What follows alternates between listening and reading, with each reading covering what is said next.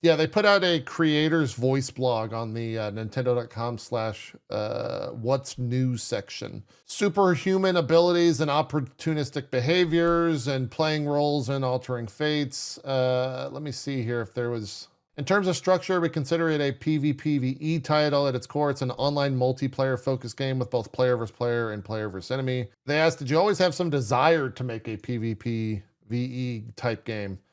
Said, yes, I've always found that structure very interesting. It allows for a broad range of game design choices while also letting us leverage our experience of designing challenging enemy encounters. As a side note, please allow me to address one thing. As previously mentioned, this is an online multiplayer title at its core, but this doesn't mean that we as a company have decided to shift to a more multiplayer focused direction with titles going forward. Nintendo Switch 2 version of Elden Ring was also announced, and we intend to actively develop single player focused game such as this that embrace our more traditional style. Obviously goes into much more detail about the Duskbloods in said blog. So the Bloodsworn possess superhuman abilities thanks to special blood, so their actions are more dramatic than anything seen in our previous titles.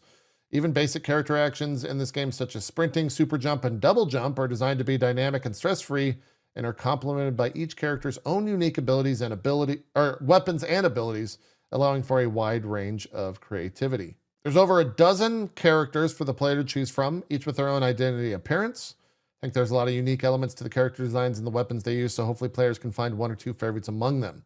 Also, each character can be customized to a certain extent, allowing players the fun of building a character that feels like their own. Can you provide some detail on the general gameplay loop? The game has a so-called hub area where players can choose their character, customize them, and enter online multiplayer.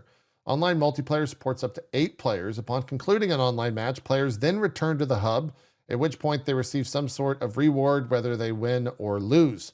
Using these rewards, players can further customize their character, and so the cycle continues. Online matches are generally last player standing. However, there are certain cases where victory conditions differ. For example, players may be tasked with teaming up to take down a powerful boss enemy or find themselves in other special circumstances.